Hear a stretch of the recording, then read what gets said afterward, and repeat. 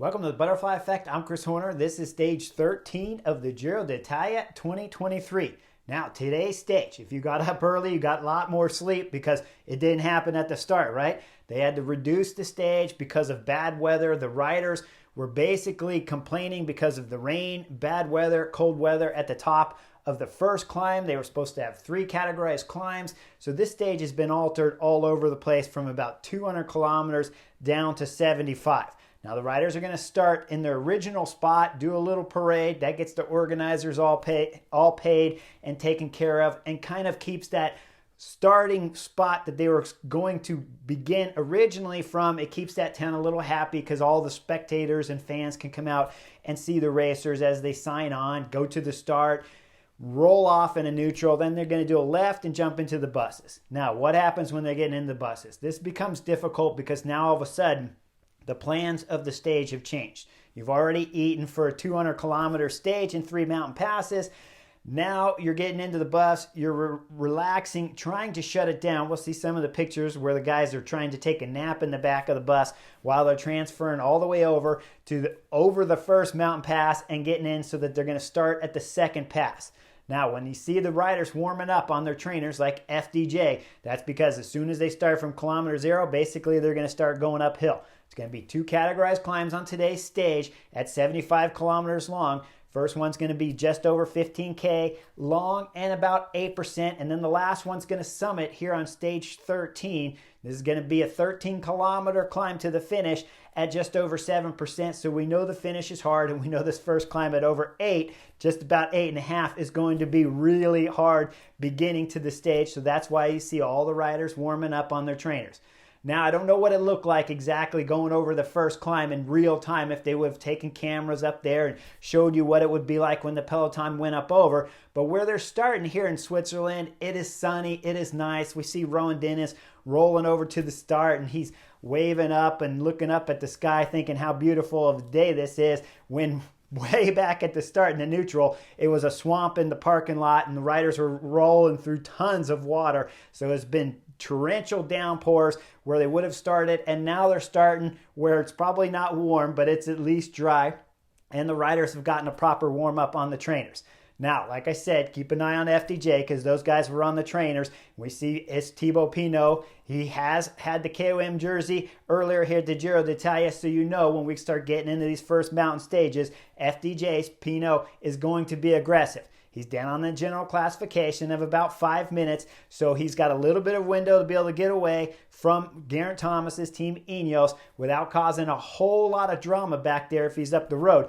But he's still got to make it happen, and he's got to have the right chemistry if he wants to get away. Now, if you're Team Ineos in the bus, how do you handle today's race? Well, it's changed dramatically. You started the race with 6, but you know, on a longer stage, when you're talking about riders like Puccio, Salvatore Puccio, he's not going to be here when we get up to the top of this first climb because it's going to go blazing fast. Most likely when you're sitting in the team meeting, if I'm Team Ineos, I'm thinking I'm not certain if Ben Swift is going to go over the top of this climb either, because he's a little bit of a bigger boy and not necessarily a pure climber. Quality rider, same with Salvatore Puccio. I'm not putting him down. These two just aren't big-time climbers. You're going to need guys on your team to start shining, though, when you only have 6 riders, and you know 1, possibly 2, could get dropped early. So Ineos have to come up with a great strategy on today's stage 13. Racing starts, we're going to see Cortec going up the road. It's Carell, and he's going hard on the pedals, and then his chain snaps.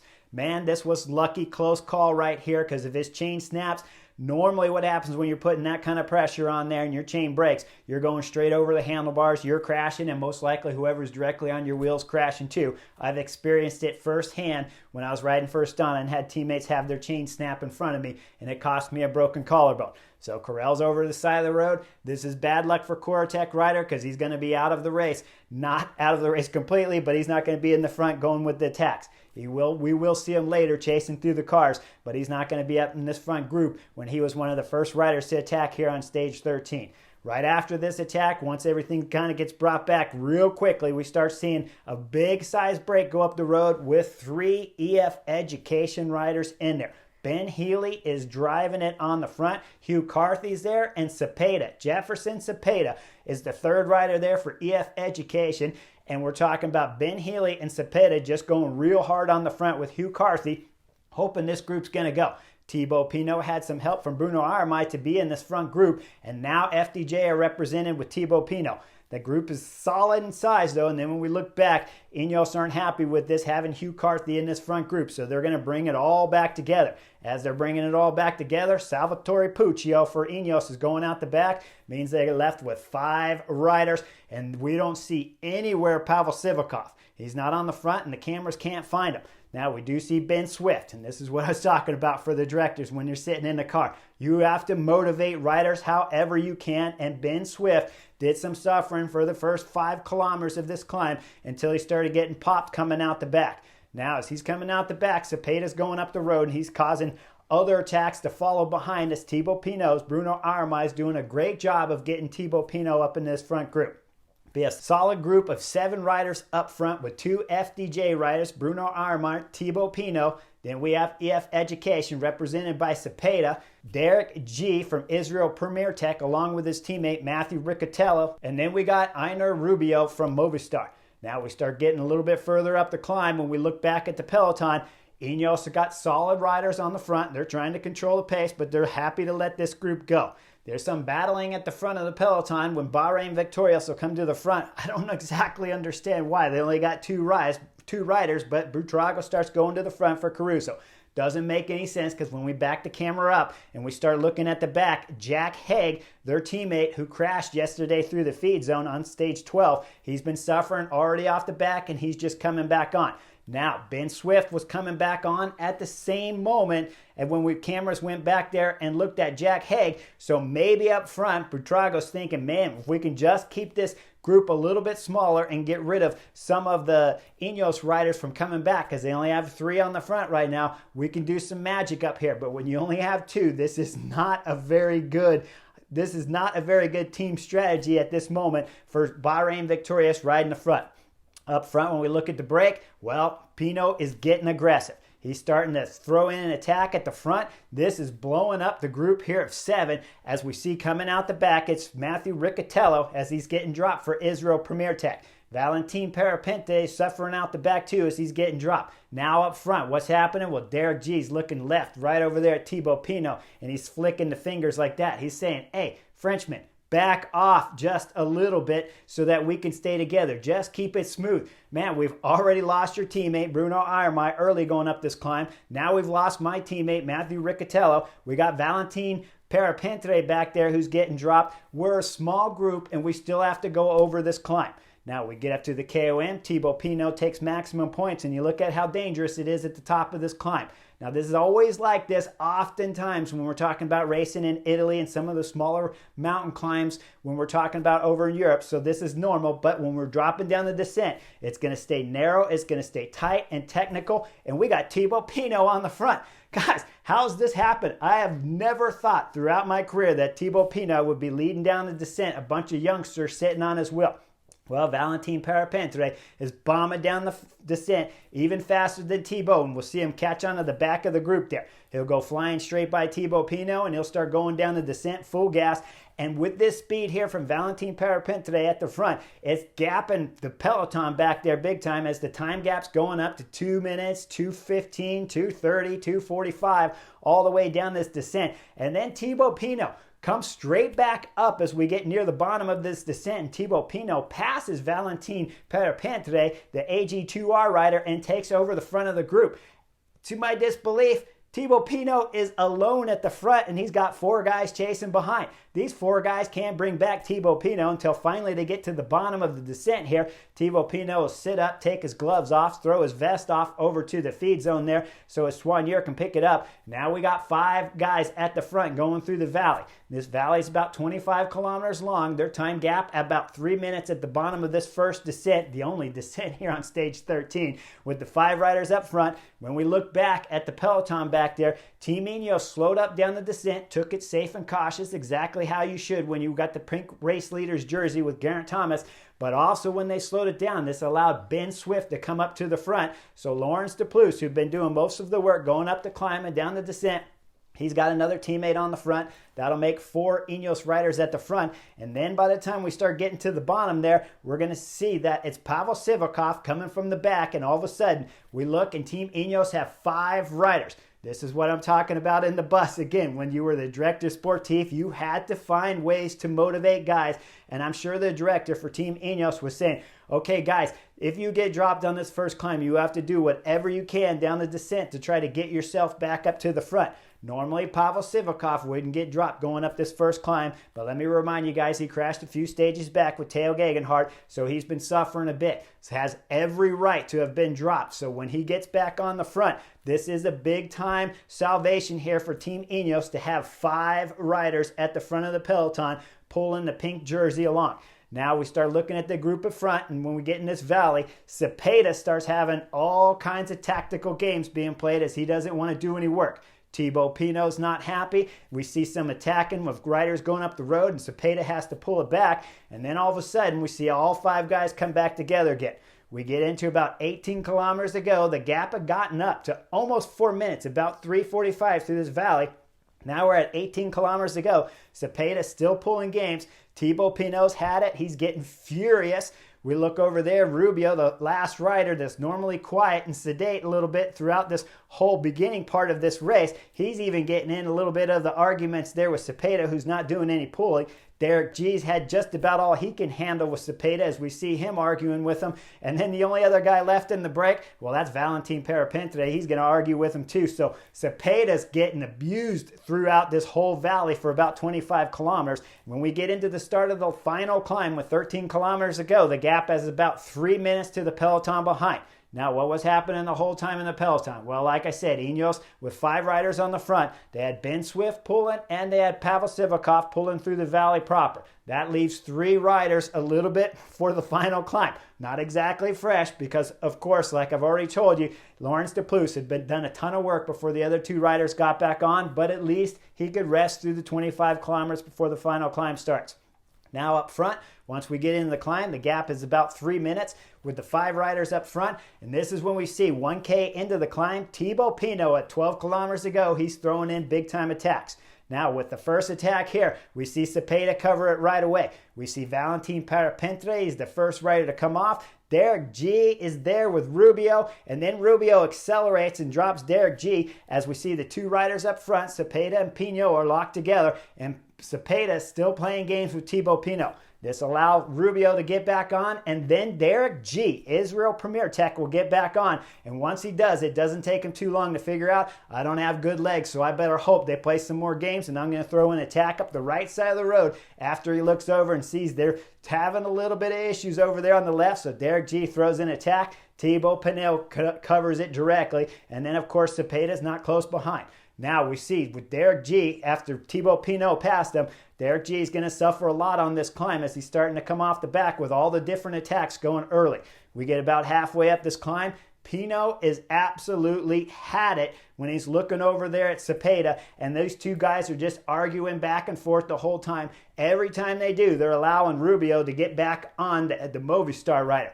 Now we'll start seeing attacks again from Thibaut Pinot as he probably had 10, 15 attacks. Who knows how many when the cameras were looking back at the peloton of GC favorites coming up the climb. They'll see him curb to curb with Ineos on the front, with Ben Swift and Pavel Sivakov still riding early in this climb and nobody attacking. So every time the camera comes back, though, we see it's Thibaut Pinot arguing again with Cepeda. At one point in time, coming up the climb, about midway, just past that, both riders, we got Thibaut Pinot on the right side and we got Cepeda on the left, and they're arguing with each other, and then finally Cepeda just kicks it and throws in his first good solid attack here going up the final climb.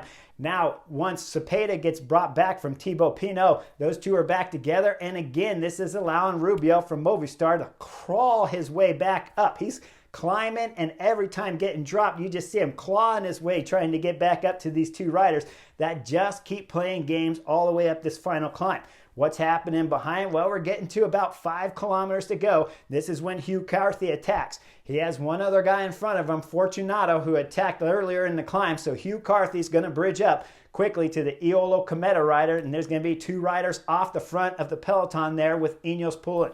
Now up front, what's happening? Well, we're getting under about 2 kilometers to go. We'll see it's Thibaut Pinot. He's up there on the front pulling hard to about 600 meters to go. At 600 meters to go, this is when Cepeda, EF Education, throws in a huge attack. We see Thibaut Pinot trying to close it. He gets to about 400 meters to go. And then from behind, all of a sudden, we're going to see that it's Rubio. Movistar rider throws in a huge acceleration, comes past Thibaut Pinot up to Cepeda, passes Cepeda, now he's got a gap. Thibaut Pinot will come past Cepeda quickly thereafter, right around 300 meters to go. At 250 meters to go, though, Thibaut Pinot is still gapped off of Rubio from Movistar. Movistar rider at 200 meters to go. He looks back over his shoulder, and then Thibaut Pinot is going to blow as his head drops with about 150 meters to go. This means Rubio's got a stage victory here at the Giro d'Italia for Team Movistar as he solos across the line with the arms raised. Behind, Thibaut Pinot held off Cepeda for second,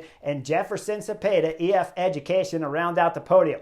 Down below with the general classification favorites, well, it wasn't going that fast till the attack there at Hugh Carthy that I told you about with 5 kilometers to go. That started the big-time accelerations as finally Ineos were starting to drop Ben Swift and starting to drop Pavel Sivakov off the front. So that means it was time for Laurens de Plus to go to work. With Laurens de Plus on the front, he was pulling full gas. And then all of a sudden, it was time for our Ensman to go to work under 2 kilometers to go. Our Ensman's driving it into the finish with, right there in the pink jersey, that's Geraint Thomas. And then he, of course, has Jumbo-Visma's Primoz Roglic locked on his wheel. We start looking at the finish as we see Hugh Carthy, who caught Valentin Perepintre that was getting dropped from the break. They'll go to the line for 5th and 6th on the stage. And then just behind, Eddie Dunbar from Jaco Lula attacked just under probably 600 meters to go. But we look further back, it's Geraint Thomas. He punched it about 400 meters to go as he passed by our Ensman going full gas all the way to the line. When they cross the line, we'll see that it's about 7 guys of the GC favorites crossing together as Hugh Carthy finished just in front. It's Almeida the next in line for the GC favorites at 7th. Dunbar at 8th. Geraint Thomas at 9th. Primoz Roglic locked onto his wheel. We got Sepp Kuss in there. Leonard Kamna's there. Caruso's in that group. And then 14th on the stage, Luke Nissen, who lost about 15 seconds to that group of 7, 8 riders of GC favorites just in front of him. Was a solid day of racing. 75 kilometers was intense. On these stages, like I was saying, when you're the director sportif for Team Ineos, you have to motivate everybody to suffer over the first climb so they can get back. Every rider that can get back, Pavel Sivakov, legendary work here on today's stage 13 to come back down the descent and get on. Ben Swift, who in his interview talked about how he loved hurting guys going up the climb. Well, he wasn't really hurting guys going up the climb. If you look, it's all curb to curb. The GC favorites, talking about Primoz Roglic from Jumbo-Visma and Geraint Thomas, just didn't want to battle today coming up the final climb. Geraint Thomas said in his interview he thinks Primoz Roglic doesn't want to take the pink jersey this early still in the Giro d'Italia, and I got to agree with him. Primoz Roglic and Jumbo-Visma were spot on today's race. There's no reason to take the pink jersey here on stage 13 as their team just keeps getting better and better. Rowan Dennis said in his interview he missed a week of racing there after Tour of Romandy when he was sick, so he just starting to feel his legs come better and better, and he was in this final group of selections all the way till near the finish when the attack started right there at the end with Eddie Dunbar. So we know Jumbo-Visma each stage have gotten better and better, and tactically throughout this whole beginning of 13 stages here at the Giro, I'm amazed. Jumbo-Visma have really been putting on a show here and backing off the throttle, so they're allowing riders like Sepp Kuss to get better, who was in this front group of 7 when they crossed the line. Rowan Dennis was just off the back end when the attack started, like I said. Koen Bouwman, who had a bike change right before the climb started, got back on, had another bike issue early in the climb, and still was in this front group all the way till near the finish. He's riding good. And then, of course, Primoz Roglic, who I believe could have jumped away at some point in time on this climb and taken the pink jersey here at the Giro. He stayed right there on Geraint Thomas's wheel. Now for Team Ineos, I think it's the same scenario for Jumbo-Visma. They need to keep the pace a little bit easier so that they can get all their guys recovered. Talking about Pavel Sivakov because he crashed hard, so you need him better for Geraint Thomas if Primoz Roglic should throw in one of these big attacks early on one of these next mountain stages that are coming up 2 days from now, because tomorrow's stage could be a sprint stage, right? You see it's a category 2 climb early, so it would take some real intelligence from the sprinters to all come together at the beginning of the race and say, hey, we want to make this a field sprint. But if you can get 3 sprinter teams to go up that first big climb steady and not get too crazy with the attacks, you could see a field sprint on tomorrow's stage. Will that happen? I think it's more of a breakaway stage myself. But if they stay intelligent, sprinter teams work together, they could absolutely make tomorrow an exciting field sprint here for stage 14 of the Giro. One thing's for certain, it shouldn't be a general classification battle on tomorrow's stage 14 of the Giro. We're going to have to wait a couple more days as Team Jumbo-Visma and Ineos have both been turning down the gas here at the Giro d'Italia and waiting for this final week of racing. Make sure you guys like and subscribe. I'll see you on the next edition real soon.